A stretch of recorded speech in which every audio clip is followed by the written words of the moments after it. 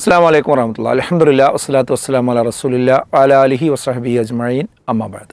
പ്രിയപ്പെട്ട സഹോദരങ്ങളെ, സുഹൃത്തുക്കളെ, ഒരു രക്ഷിതാവിൻ്റെ ഏറ്റവും വലിയ തകർച്ച എന്ന് പറയുന്നത് സാമ്പത്തികമായി ഉണ്ടാകുന്ന പ്രതിസന്ധിയല്ല, മറ്റെന്തെങ്കിലും രോഗമോ ബുദ്ധിമുട്ടുകളോ ഒന്നുമല്ല. അതൊക്കെ ഒരു വേള മറ്റൊരു നിലക്ക് പരിഹരിച്ചെടുക്കാൻ കഴിയും. മറിച്ച് താൻ വളർത്തിക്കൊണ്ടുവന്ന മക്കൾ തനിക്ക് എതിരാവുക എന്നതാണ്.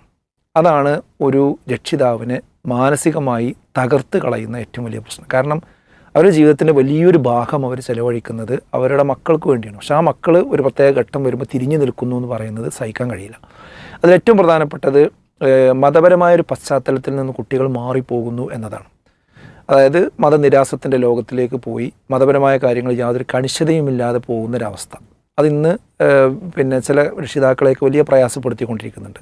അതിന് രണ്ട് കാരണങ്ങളാണ് ഇപ്പോൾ നമ്മുടെ മുമ്പിലും ഉണ്ടാകുന്നത്. ഒന്ന്, ഒട്ടും ചെറുപ്രായത്തിൽ മതവിദ്യാഭ്യാസം നൽകാത്തത് കൊണ്ട് ചില കുട്ടികൾ പിന്നീട് കോളേജുകളിലും ഹോസ്റ്റലുകളിലും ഒക്കെ എത്തുമ്പോൾ തെറ്റായ ചില ആശയങ്ങളിൽ അകപ്പെട്ടു പോവുകയും അങ്ങനെ മതത്തിൽ നിന്ന് അകന്നു പോവുകയും ചെയ്യുന്നൊരു സാഹചര്യമുണ്ട്.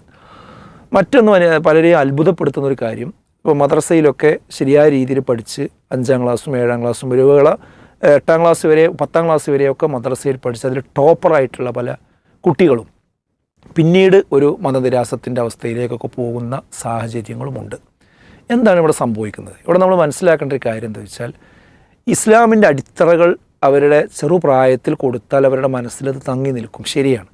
പക്ഷേ അത് അവരുടെ ജീവിതവുമായി ഇണങ്ങിച്ചേർന്ന് അത് വർക്കൗട്ട് ആകുന്നത് എപ്പോഴാണെന്ന് ചോദിച്ചാൽ അവർ മുതിർന്ന ഒരു ഘട്ടത്തിലേക്ക് വരും. ഒരു 18 വയസ്സിന് ശേഷം ആണ് അവർ യഥാർത്ഥത്തിൽ ഇതിനെക്കുറിച്ച് ചിന്തിക്കുന്നത്. നേരത്തേത് കേവലം ഒരു വിവരമായി അവിടെ കിടക്കുകയാണ്. ആ വിവരം ഒരു അറിവായി അവരുടെ ജീവിതത്തിലേക്ക് പകരണമെങ്കിൽ അവർ ഇതിന് എതിരായ കാര്യങ്ങൾ കൂടി ക്യാമ്പസിലും അവരുടെ ചുറ്റുവട്ടങ്ങളിലും ഓൺലൈനിലും ഒക്കെ കാണുമ്പോൾ അവർ ഈ പഠിച്ച കാര്യങ്ങളും ഈ കേൾക്കുന്ന കാര്യങ്ങളെയും തമ്മിലൊന്ന് ബന്ധിപ്പിച്ച് അതിൻ്റെ യഥാർത്ഥം എന്താണ് എന്ന് ബോധ്യപ്പെടുത്തുക എന്ന ഒരു പ്രവൃത്തി കൂടി അവിടെ നടക്കേണ്ടതുണ്ട്. അതെപ്പോഴാണ് നടക്കേണ്ടത്? അത് ചെറുപ്രായത്തിൽ നടത്തിയിട്ട് കാര്യമില്ല. ആ മദ്രസയിൽ പഠിച്ച ആ പ്രാഥമിക പാഠങ്ങളെ തൻ്റെ ചുറ്റുമുള്ള വെല്ലുവിളികൾക്ക് നടുവിൽ എങ്ങനെ പ്രയോജനപ്പെടുത്തണം എന്നതുകൂടി അവർക്ക് ബോധ്യപ്പെടുത്തി കൊടുക്കേണ്ട, ഉദാഹരണ സഹിതം ബോധ്യപ്പെടുത്തണം. അതുകൊണ്ട് അതിന് ഒരു തുടർ മതപഠനം എന്നത് വളരെ പ്രധാനപ്പെട്ട കാര്യമാണ്. അതിന്ന് അതിനൊരു അവസരമില്ല. കാരണം ഈ കുട്ടികൾ ഒരു 8ാം ക്ലാസ് 10ാം ക്ലാസ് കഴിയുന്നതോടുകൂടി ഭയങ്കര തിരക്കിലേക്കാണ് ഈ കുട്ടികൾ പലപ്പോഴും പോയിക്കൊണ്ടിരിക്കുന്നത്. അപ്പോൾ അതിൽ നിന്ന് മാറി ആ കുട്ടികൾ ശരിയായ രീതിയിലേക്ക് വരണമെങ്കിൽ അവർക്കൊരു 8ാം ക്ലാസ് മുതൽ 8, 9, 10, +1, +2 ഈ പ്രായത്തിലുള്ള കുട്ടികൾക്ക് ശരിയായ മതബോധം കൊടുക്കണം. അതിനുവേണ്ടിയാണ് wisdom students continuing religious education എന്ന പേരിൽ CRE എന്ന പേരിൽ ഒരു പ്രത്യേക പഠന പദ്ധതി തയ്യാറാക്കിയിട്ടുള്ളത്.